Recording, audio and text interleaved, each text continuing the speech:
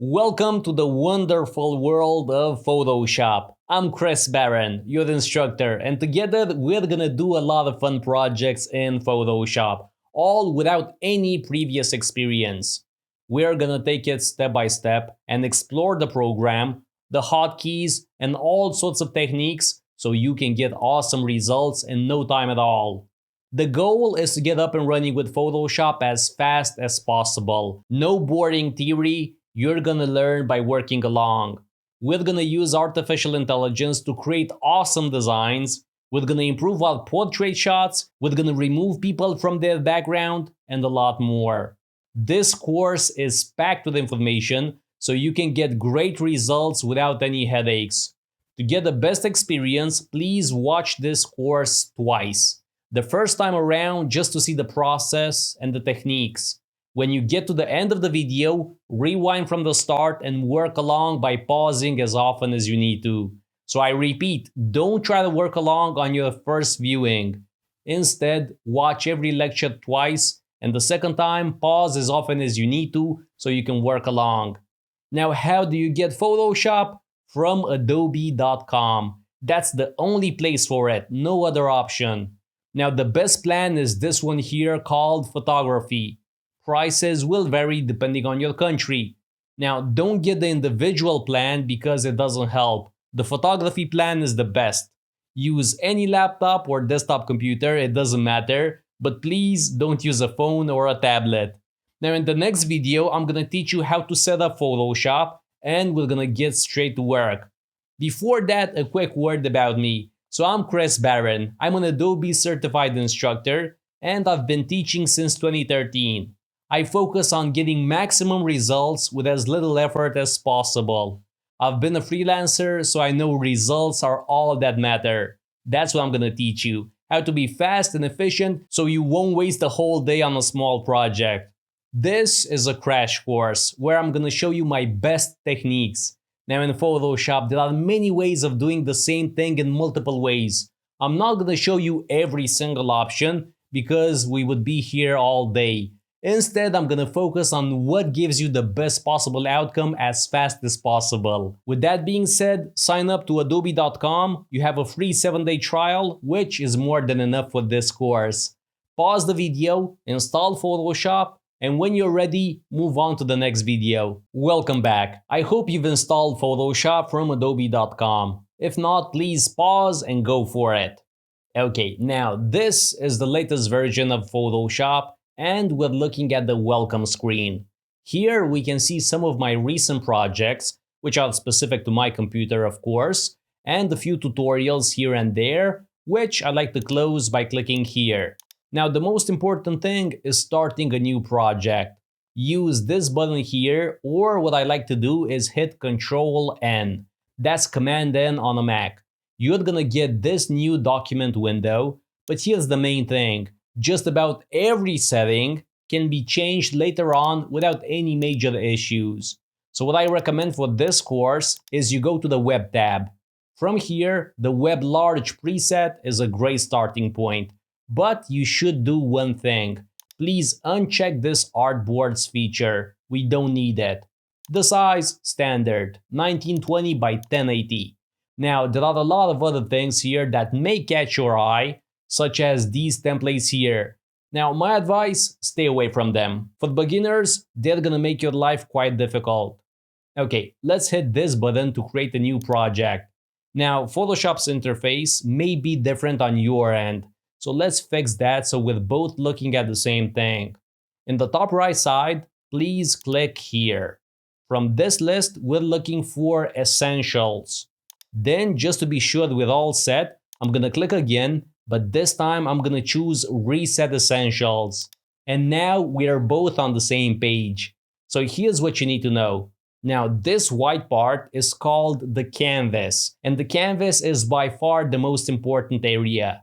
This is where you should focus for most of the time. Very closely related to it is the Layers panel. This is right here. So let me show you how this works. I'm gonna hit U, and I'm gonna get the rectangle tool. It's this one here. With it, I'm gonna click and drag. Now we have a shape both on the canvas and in the layers panel.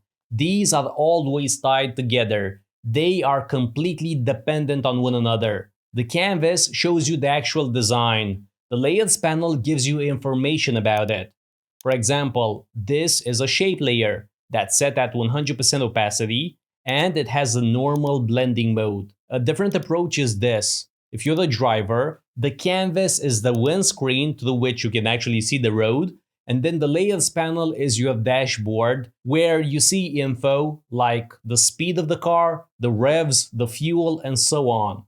Now to recap, the most important thing is 1, the canvas, and then 2, the layers panel. The third thing is the toolbar on the left side. This is where you get all sorts of tools like the brush tool, the type tool, shapes, and so on. There's quite a lot of them, but we'll only use a handful, so no worries. Now the fourth thing is the main menu, the one up top. This is huge, but the most important actions have hotkeys, so that's gonna be quite easy. And finally, there's number 5, the options bar, which is this area here. And as you switch from tool to tool, you're gonna see different options in this area. And yeah, overall, that's Photoshop's interface. You have a cheat sheet attached, so you don't have to memorize anything or write anything down. Now, regarding layers, these are transparent pieces of paper that stack on top of each other. So let me switch to a different project. Now, if I go into full screen mode and you can only see the canvas, it seems like this is one single image, right? But actually, here you can see lots and lots of layers that are organized into folders, into groups. It's exactly like on your computer, where you have programs and movies and photos all neatly organized into folders. So this is how it works in Photoshop as well. Now, why do we use layers? The idea is that we can isolate certain things so we have more flexibility. Say that we need to make the bottle bigger, but just the bottle, nothing else. Well, we have a separate layer for that. So that means we can grab it and we can edit it in any way that we want. You don't need to work along, by the way, just focus on how layers work. Now, what if we want to change the color of the background? We don't want to change the bottle or anything else. Well, again, there's a separate layer for that. And that means we get complete flexibility. This is the power of layers. They allow you to edit separate parts of your design without affecting everything else. And you can create as many layers or folders as you want. It's really up to you if you want to do individual fruit or one single layer is enough for all fruit. Now, please note, one thing that's quite important. These layers stack from top to bottom. So this means that if I click and hold and move the background at the top of the layers panel, we won't see anything else. This is what I mean from top to bottom in the layers panel. So what's on top in the layers panel is also going to be on top on the canvas. In this case, the background is covering the entire canvas. So if you have the logo underneath it, obviously you won't see it. Why? Because it's underneath it in the layers panel. So you would have to switch this order. Now if you remember they stack from top to bottom, you're going to be good to go. Before we go, please take a look at the top right side. Here we have this color panel, but we're not actually gonna use it. So let's free up some space by clicking here on this very small icon. Now from this list, choose Close Tab Group. And now we have much more space for the Properties panel, which is very useful. Then switch to the Move tool. The hotkey is V. There's another one here, but we actually want the Move tool. So click and hold and you can see every tool here. Again, we want the Move tool. Okay, great. Now right next to it, we have a feature called Auto Select. Please disable it. This is quite important, so uncheck this option. And now we're ready to go. Let's take a quick break. Welcome back. Please get the rectangle tool, hotkey U. It's this one here. And now please drag out 3 shapes in total. So you go to the canvas, you click, and you drag. The size is not important right now. Repeat a few times. Okay, now switch back to the Move tool. The hotkey is V. By the way, this is something you're gonna do all of the time. After you do any work, you should always come back to the Move tool. Next, please look at the Layers panel. Let's double click here. and that's gonna allow us to rename every layer. Now, why should we do that? So we can easily identify them. Call them whatever you want. Take your time with it. Maybe shape 1, 2, and 3 in this case. Okay, next, let's double click this area here. This is how we're gonna change the color of our shapes. Now, this new window is called the color picker, and it's quite easy to use. Play around with it, and you're gonna see the changes immediately on the canvas. Okay, please take your time and change all 3 colors. You want them fairly different. I'm gonna move ahead because here's what you need to work on. Here's what you need to practice. Now, to select a layer, you can use the layers panel, of course. Just click on any of them, and this highlight means that it's selected. And then if you go to the canvas and you have the move tool selected, you can click and move that specific layer around. Quite easy. But here's a faster way. Hold down the Control key, that's the command key on a Mac, and now click on any other shape. And just like that, I've selected a different shape. So holding Control and clicking, that's the fastest way to work. That's what you should do as well. So keep your mouse over the canvas and Control click to select layers. Every click means you're going to select a new layer. If you want to select several ones, you're going to have to hold Control and Shift. So try it out and place these layers on one side, then move them on the other side. So that's Control and Shift to select multiple layers, and you can also deselect by using the same approach. You have an exercise attached that's going to help you practice selecting and moving layers around. Remember, layers stack from the top to the bottom of the layers panel. If you need to change that order, you can click and drag, and just like that, it's done. Now let's just assume that this is done. Our work is finished. Quite impressive, right? In any case, let's save it and export it. Saving it means saving the project itself with all of these layers, and you're gonna get a PSD file. That's the source file. Use Ctrl S, and you're gonna get this window. Choose any name, and you're good to go. Now, saving the PSD is useful because you can always come back and edit anything here. But if you want to share your work with the world, you're gonna need to export it as a PNG or a JPEG. This is done by going to the top menu to File, then Export, and finally Export As. And once you click here, you're gonna get this new window, and you can choose quite a lot of things. The file format, I recommend PNG for maximum quality. You can shrink the file by using this scale feature. This is quite useful if the file size is way too big, and you can see the file size here. And the rest of the settings, they're okay as they are right here. So that's saving and exporting. Now, what about opening? You simply double click it and that's that. Now, opening an image, there are a few ways, but here's what I recommend. Use Ctrl O. That's Command O on a Mac. This is gonna give you a new window and you can browse for your files. Just in case you see another screen, this one here, open from Creative Cloud, you can click here on your computer, and now you can select a file and you're gonna start a new project. Now, the second way of opening an image is to drag and drop it from your computer. So you can minimize Photoshop, find an image, drag it, and then drop it above the canvas. Now, the main difference is the fact that you can resize, reposition it before you place it. And just in case you have several projects opened and you want to move layers from project to project, here's how this goes. You select the layer from the canvas, not from the layers panel, from the canvas. Then you click, you hold, and you move over to the second tab. Wait a while until Photoshop shows it. You're still holding the click. Then move over to the canvas, and now you can let go. Great stuff. So let's do this again. So we move to this tab, and we're gonna Control click to select one layer. Again, you can always use Control Shift click to select several ones. Now with them selected, and whilst on the Move tool, we can click, hold, and move over to the other tab. Wait until you see it, and then after a second or so, move your mouse down above the canvas and let go. And that's how you do it.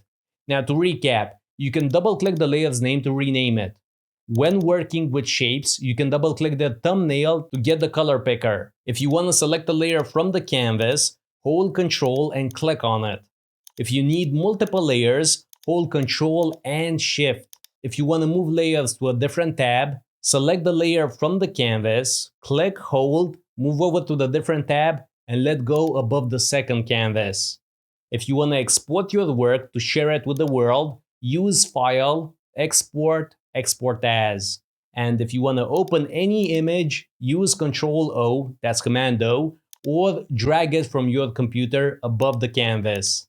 And with that, let's continue.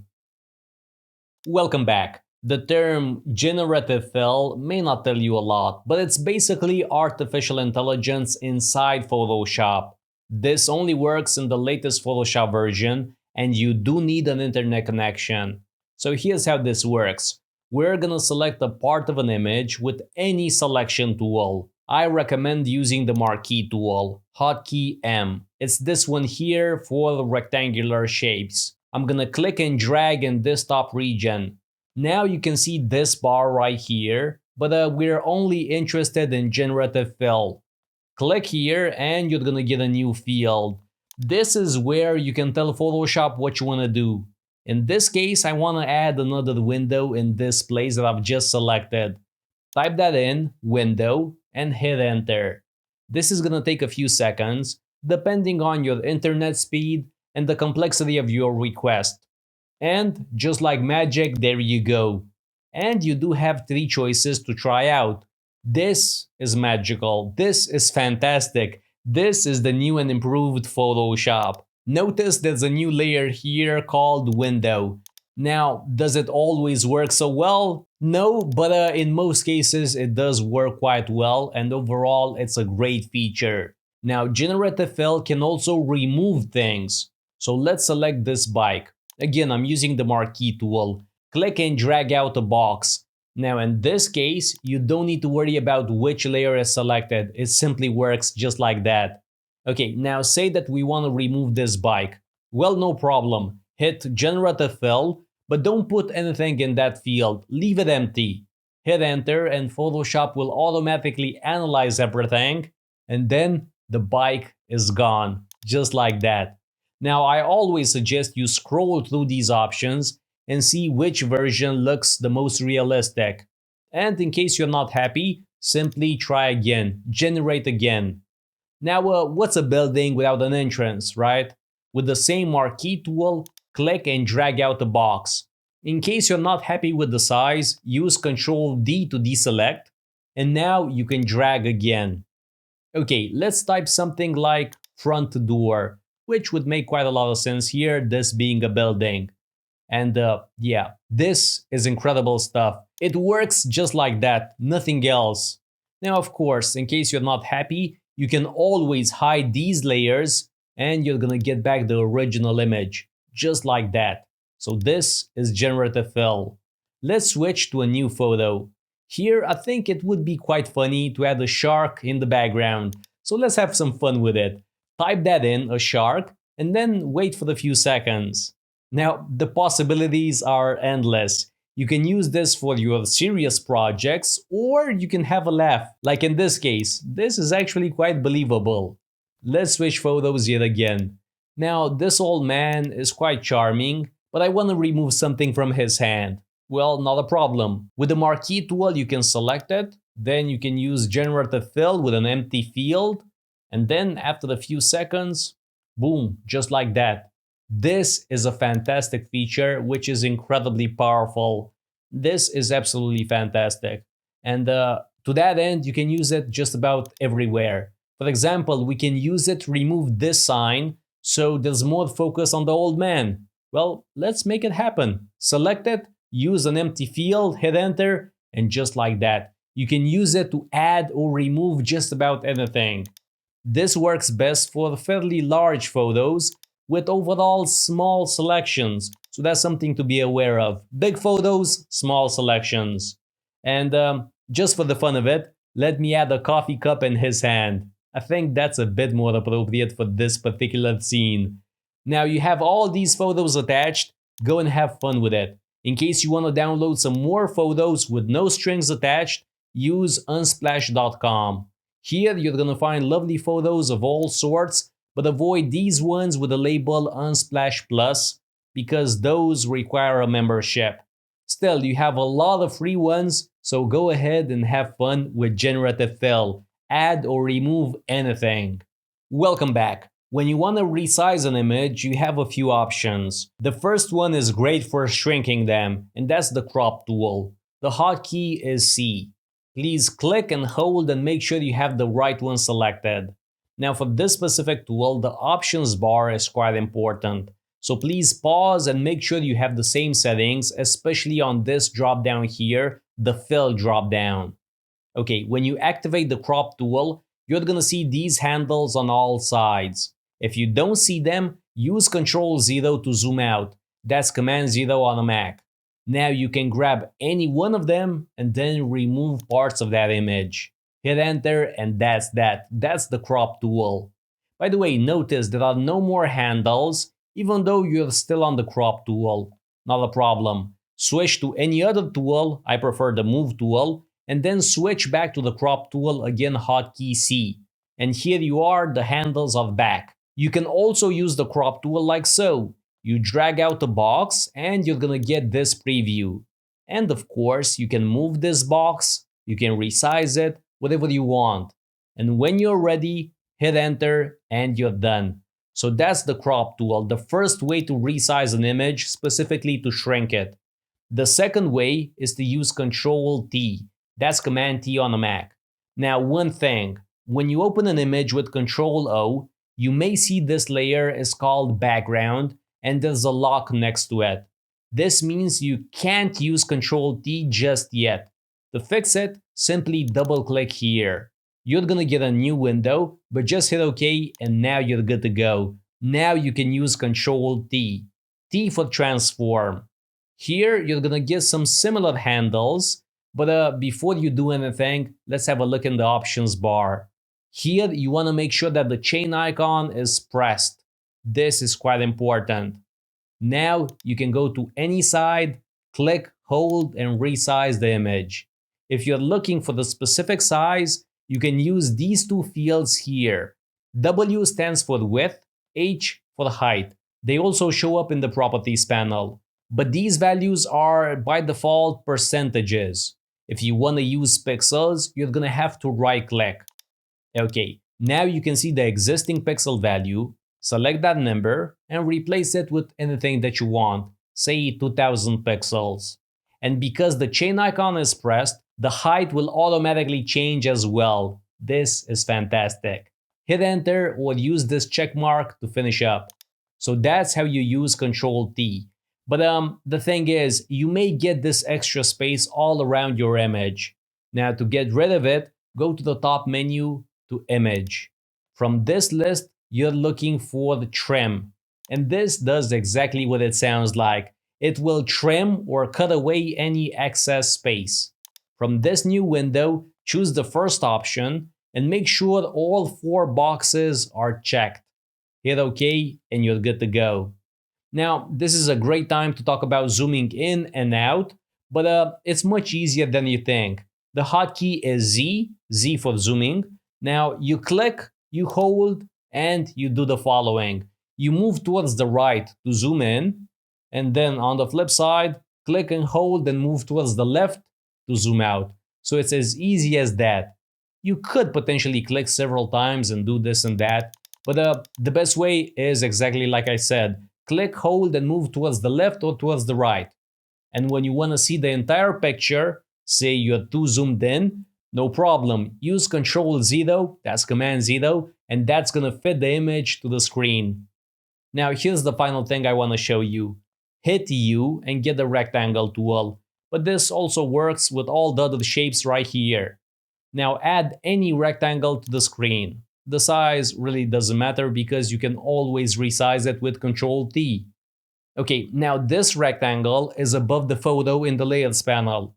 We need to flip this around. So go to the layers panel and move it down. Okay, so the photo is now above the shape. Great. Now select the image, make sure that's selected, and then use Alt-Control G. That's Option-Command G on the Mac. And now you've just created a clipping mask. That means you've inserted the photo into the layer that's underneath it. Now with the photo selected, with the move tool active, you can reposition it. If needed, you can use Ctrl T and resize the photo. Take your time with it and explore. And in case the rectangle isn't right, you can obviously select it in the Layers panel and then move it about. But one thing about resizing shapes, you may want to resize it, right? Now, you obviously want to use Ctrl T. Now, the chain icon should be pressed, great. But here's the thing. Maybe you want to simply make the shape taller, but not wider as well. Now, by default, this does not work. The shape is going to grow on both sides. So here's the fix. Hold Shift, and now you have complete freedom. You can see how it's becoming taller, but not wider. So that's the fix. Hold Shift when resizing shapes to get complete control. Okay, now let's create a gallery. Start a new project with the default settings 1920 by 1080, and I want you to create a collage of 6 photos, an image gallery.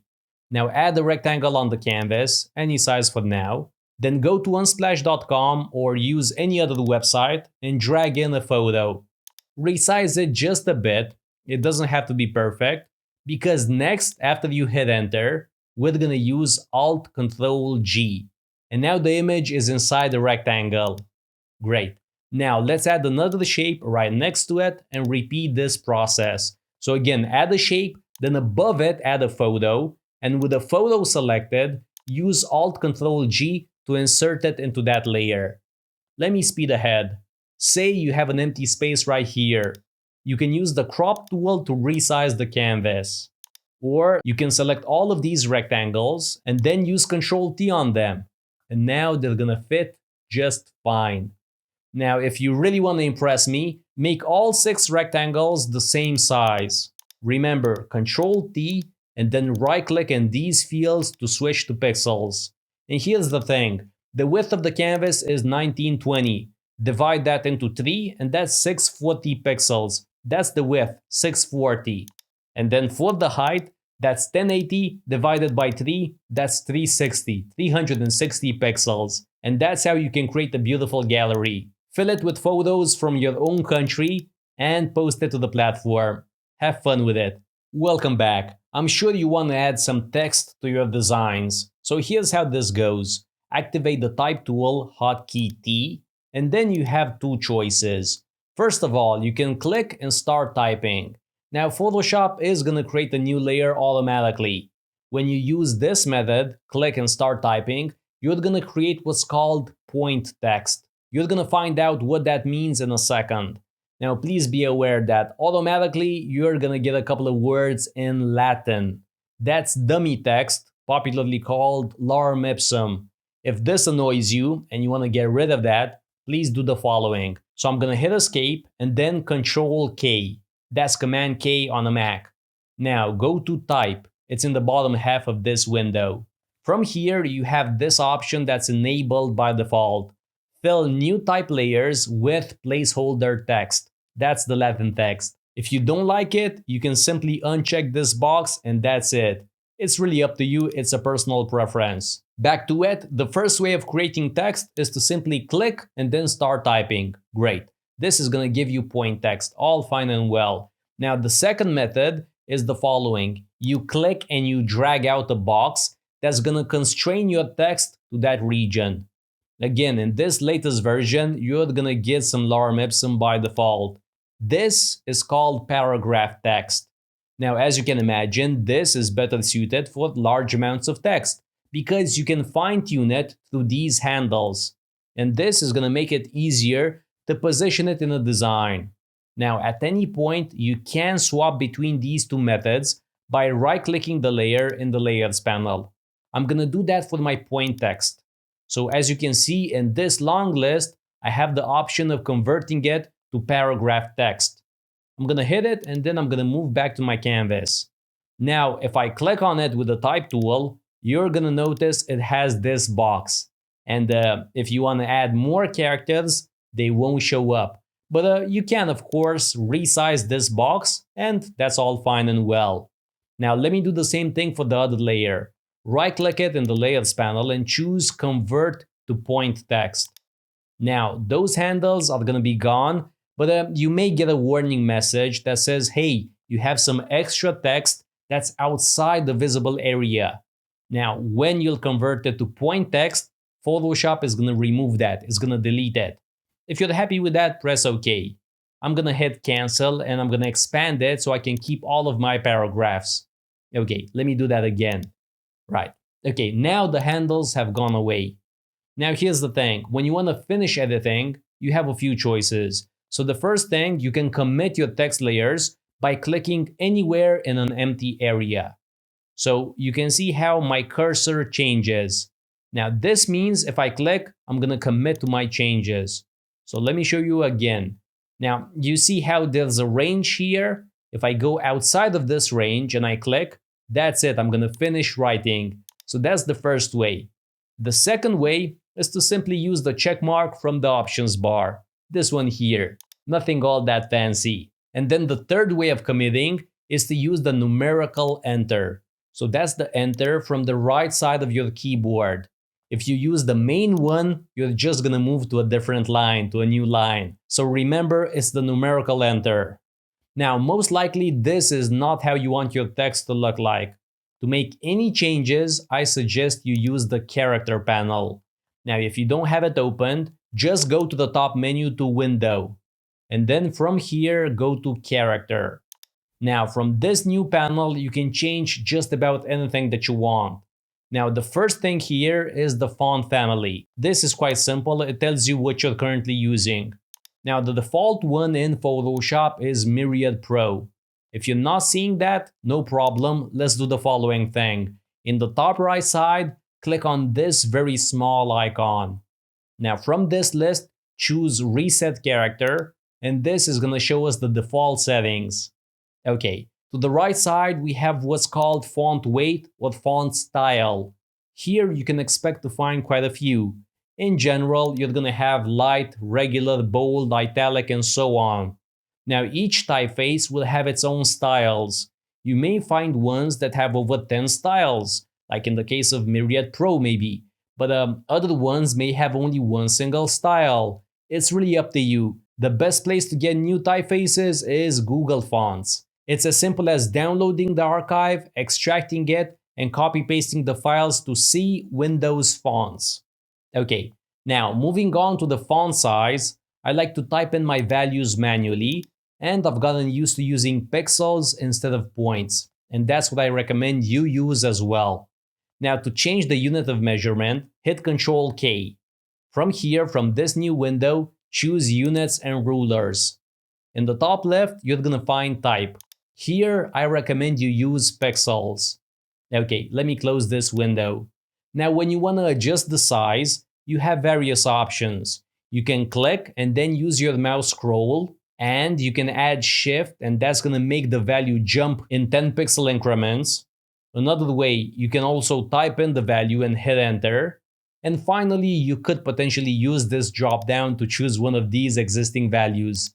Now, personally, I recommend you click and use your mouse scroll. That's what I use in my day-to-day work. Okay, next we have something that's called leading or line height. Now, I prefer line height because I think it's self-explanatory. So line height controls the amount of space, vertical space, between lines of text. Now, this is great for improving readability, and I think it's a must when it comes down to paragraphs. So please be generous with it. Now, by default, auto, it doesn't work all that well. It makes the text look cramped, squeezed in. So nobody wants to read something that looks like this, for example, all squished together. So my advice is you use the following multiplier, 1.5, maybe 2x the size of the font. Now that's a great reference. So if my text layer is set at maybe 15 pixels, my line height should be around 30 pixels, no more than 2x though. Now as you can see in this case, it's a bit much, 2x is a bit much, but if I scale it down to something like 26, this is easy to read. It looks lovely and is great. Now there are other options here in this panel, but most of them aren't very important. It's really for those users who are really into typography, so I wouldn't get intimidated by all of this. Now let's focus on the color, which is so easy to adjust. Initially, the text uses the foreground color, but with a click right here, you get the color picker and you can immediately change it. Just like that. There's no fuss about it. The most important thing when working with text is contrast. So here's what you want to avoid. White text on a light background or dark text on a dark background. Now that's not good. So here's what I consider the ideal situation. It's pure white text on a colored saturated background. Now, in case you simply can't change your image and you have something fairly busy, here are two options. So the first one is a drop shadow. With the text layer selected, go to the bottom of the layers panel. Click on this FX icon and from this list choose drop shadow. Here you're gonna need low values. Don't exaggerate. Your shadows should be subtle, so use pure black and then lower the opacity. Now same thing for the distance and size. Use only a few pixels. Something like this. And overall, this should make your text easier to read. Again, just a subtle shadow. Now the alternative is to grab the rectangle tool, hotkey U, and then simply add a box. Now this obviously needs to be placed underneath the text in the layers panel. Now make it any color that you want, but the key is to lower its opacity from this place right here. This can also help you quite a lot. You may need to move it about, but yeah, this can help you quite a lot. Now overall, please use a great clean image that gives you maximum contrast. That's the best way to go about it. But if you can't manage, try either of these techniques. And with that, let's take a quick break. Welcome back. Selections are incredibly important in Photoshop because they allow you to work on a single part of your image.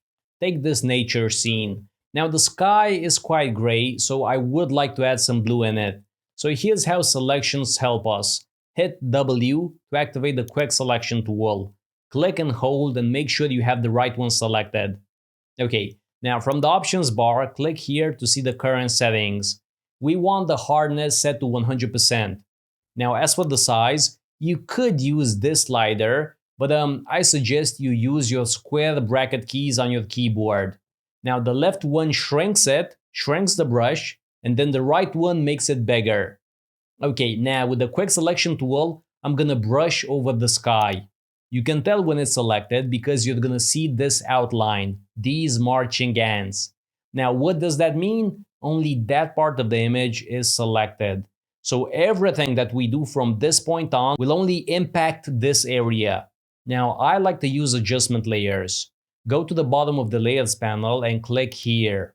From this list, let's choose hue and saturation. Okay, great. Now in the properties panel just above, let's enable colorize and let's change the hue value to a nice blue, say about 220 or so. And here it is. We isolated the sky with the quick selection tool, aka we made the selection, and then we added blue to our sky with an adjustment layer. Let's switch to a new photo. Let's try this again. So the quick selection tool, hotkey W, change the brush size if needed, and then begin to paint. Inevitably, this is gonna happen. The selection is gonna grow way too much. It was bound to happen here with the red nails. What now? Quite easy. You hold down the Alt key. That's the Option key on a Mac. Notice the minus symbol on the cursor, so that's the Alt key in action. Now, while you're holding it, you can shrink your selection. Simply go over those unwanted parts and then simply click. And that's how the selection shrinks. Then when you're ready, let go of the Alt key and then continue growing the selection. But what I suggest is you make the brush smaller for those fine details. Okay, here I'm good to go. The selection is nice and ready. Now we can add an adjustment layer. Click here and let me show you a trick. So let's go with black and white. Now the lips lose all color, but it would be cool if this were the other way around. No worries, hit Ctrl I, where you can remember I for invert. And now this is a lovely effect. But what happened? So we selected the lips and then we added an adjustment layer to make them black and white. Then we inverted the black and white effect. We told Photoshop to apply it everywhere except the lips, which I selected. So that's Control I. Let's switch to this city photo. Now this is quite beautiful, but it's really too dark in the bottom half. I'm gonna quickly select it. I'm gonna go quite fast, but you can always take your time with it. And after it's all said and done and you have your selection, let's add another adjustment layer. For example, brightness and contrast. Raise this up to say plus 70, and then for the other slider maybe plus 25, and see how much of a difference this makes. This is the power of selections and adjustment layers. And the great thing is, you can always hide this effect by clicking on this eye icon. And that's how you can see the before and after. Or you can save this PSD and come back to it and edit it. One final example. Let's switch to this photo. Here I'm gonna quickly grab the sea. Again, quite rough, nothing special. You should take your time with it when you're working on your own. Now enable the following adjustment layer, Vibrance. Here you can raise this up to say plus 65. And if that's not enough, go with plus 50 for the second one, for saturation. And now the sea pops a lot more. Now selections are awesome. And this is one of the best tools for the job, the quick selection tool. But here's the thing, just in case you can't manage, you have a brand new selection tool. Hotkey W, click, and then hold to reveal it. This is called the Object Selection tool, and it takes a few seconds to load up. Basically, Photoshop is now analyzing the image. You can see the loading right here. And after a while, it's gonna allow you to click once to select a part of the image. You can see how if I hover over certain areas, we get these pink lines. So this means we can select the feet on the left side, or maybe the sky, or maybe the sea, the bottle, maybe the ice cream. Click on any of them, and you're gonna select them just like that. Again, just make sure you have a bit of patience because this takes time to process. But once you have that selection, you can use any adjustment layer with any other technique. Oh, just in case you want to get rid of a selection, you can always use Control D. D as in deselect. And with that, let's take a quick break. Welcome back. Photoshop is a lot smarter, especially in this latest edition. The name Neural Filter may not tell you a lot, but this is a fantastic feature. So let me show you an example. We have this black and white photo. Maybe you found it in the attic or in the garage. It looks nice, but what if it was in color? Well, go to the top menu to Filter. From here, go to Neural Filters. Strange name, but it's basically artificial intelligence. Now you're gonna get a new interface. Now under color, you're gonna see something called Colorize. You may have to download it initially, but that only takes a few seconds. Then you flip this switch and it's magic. It didn't do a good job, it did great. Absolutely beautiful stuff. Now it does come with various options here, but honestly there's no need for that. Let's switch to another scene, maybe something in nature. Here's a great photo. Now let's do the same thing. Go to the top menu to filter. From here, Neural Filter. And once the interface is loaded up, use Colorize. This is truly a one-click wonder. Now, does it always work this well? Of course not. But that's where you can start playing with those sliders. And here's another Neural Filter that's fantastic. Now, you should know that in Photoshop, you can't enlarge a photo without losing quality. Now, things have gotten better over the years, but in general, when you blow up an image, you're gonna get blurry, pixelated, low-quality results. Well, with Neural Filters, things are fantastic. Here we can use this design.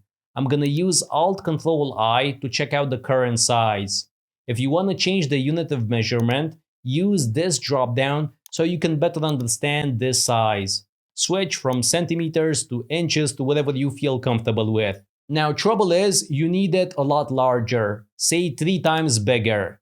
Well, go to the top menu to filter, then Neural Filters. What we're looking for is this one here called Super Zoom. Remember, you have to flip this switch to enable it. Now, here's the thing, please be aware, this is going to require a lot of resources. It's going to take quite some time to process when you use this magnifying glass. So I'm going to tap it twice. So we're going to 3x our image. That's a huge improvement. Now, there are only a few options here, like enhance image or remove artifacts, but I'm just going to power through it. Now, the output is quite important though. Typically, a new document works best. Now, after that's ready, you're gonna hit OK. Then you can check out the new size with the same hotkey, Alt Control I. That's Option Command I on a Mac. And indeed, it's much bigger. Now, the best use of this super zoom feature is when you already have a decent sized image. If you have something super tiny, it won't do a great job. Now, one final neural filter. Let's improve our portrait shots. Now, here's the thing. I always suggest you do subtle improvements. You gotta work on yourself, on your diet, working out and whatnot so you can be the best that you can be. Slight improvements in Photoshop are fine, but don't exaggerate. So, here's a photo of myself.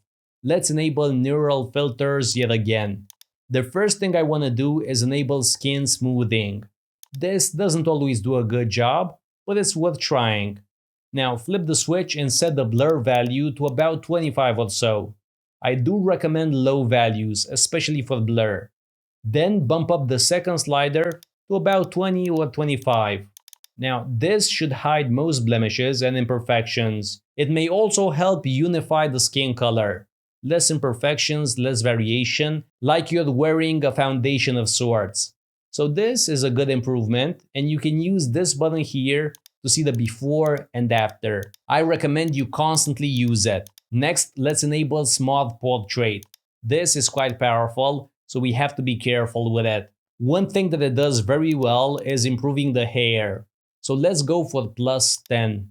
This should be quite nice. It does work great, but you can see it affects my beard as well. But yeah, overall, this is a great improvement. You can really see the difference. Now, facial age typically works well as well. Minus 10 or so should make for a small improvement. And overall, I think, yeah, this is pretty good. But beyond that, these other ones, they're not all that great. They may give you quite strange results. You can play with them, experiment, but I suggest you look under the settings for one slider in particular. And that's this one here. Retain unique features. If you're not careful, you may transform yourself into a different person. But yeah, overall, these are neural filters. A fantastic way to improve your photos in just a few clicks. Welcome back. Here's a very popular request. Say you want to remove this background and replace it with a different one. Now, there are loads of ways of doing this in Photoshop, but we can do it in a matter of clicks and still have a realistic look. With the help of neural filters, we can do just that. First of all, the image is from unsplash.com, and if we use Alt-Control-C, you can see that this is a huge image. This is quite important because the bigger the image, the better the results. Okay, let's go to the Layers panel, right-click, and then convert this layer to a smart object. This is something that's actually going to help us quite a lot. Next, we need another photo that we want to use as a background image. This is what I've selected, but please be aware that when you drag it in, it may be smaller. No problem, use Ctrl-0 if needed, then grab a corner handle, hold Alt, and then drag outwards. And that's how you enlarge the image on all sides. Now, if you can't manage, move to the options bar and change this value from the W field.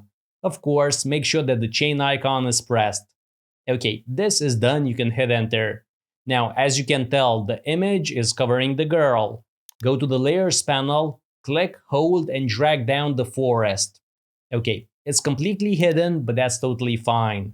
Next, please hit W on your keyboard. That should activate one of these tools through which we can make a selection. Now, if you click here and hold, you're going to see you have a bunch of options, and all of them have the same feature, and that's Select Subject. It's right here. This is what I want to use. Now, in this latest Photoshop version, you get this drop-down icon, and this gives you the power of the cloud. This means your selection is going to be that much better versus what Photoshop can do locally. Okay, click on select subject and you're going to have to wait for a couple of seconds. Photoshop is going to connect to the Adobe servers, it's going to analyze the image, and then it's going to come back with a selection, all in just a couple of seconds. Now we have that selection. Now here's the thing, go to the layers panel and click on this icon here between FX and the yin yang looking symbol. And just like that, we've created a mask. But more than that, the original background went away. Now, while this isn't terrible, it's not great either. It seems kind of fake. Well, let's use neural filters.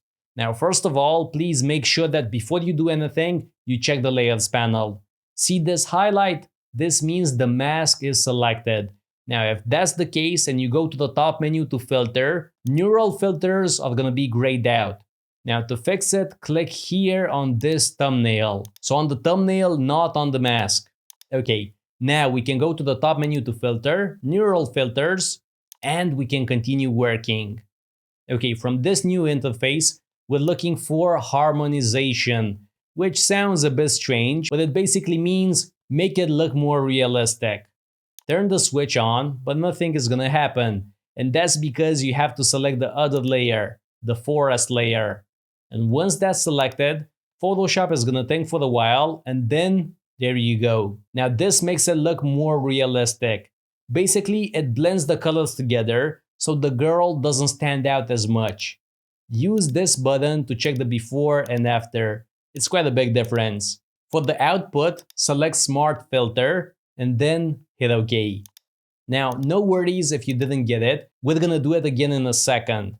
But let's take this one step further. There's another neural filter. It's called Depth Blur, and this is absolutely perfect here. Let's try it out. First of all, hold the Control key and select the other layer. So select both of them. Now use Control E. E as in Eric. This is gonna combine the two into one single layer.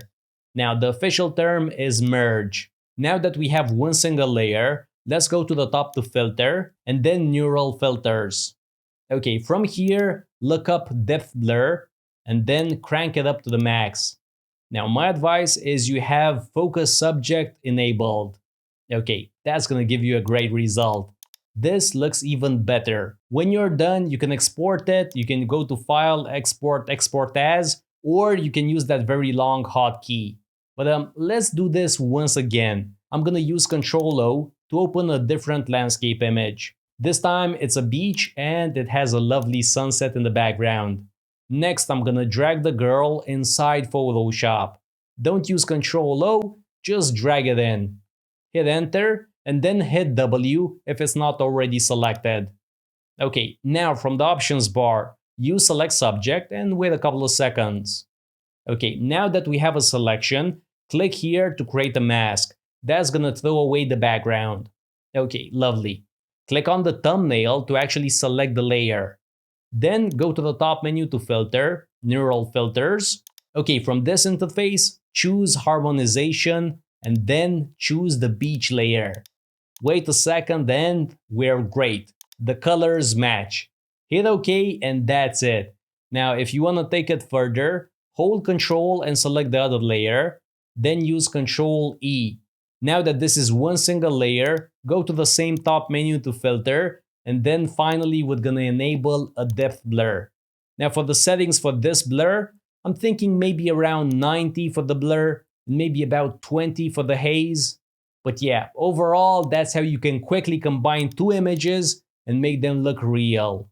Now the question is, does this always work? No. Do you always need big photos? Yes, totally 100%.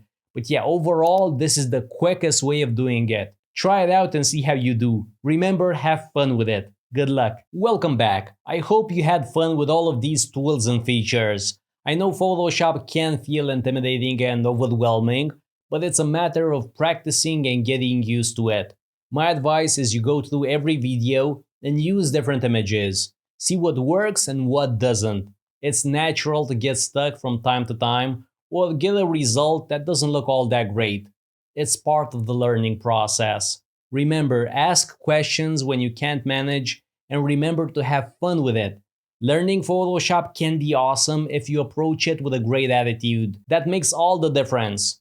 And that's because it's like learning to swim or ride a bike. You will swallow some water, you will scrape your knees, and that's totally fine. The important thing is you don't give up and you keep practicing. With that being said, thank you for choosing me as your instructor. This is Chris Barron signing out. Thank you so much.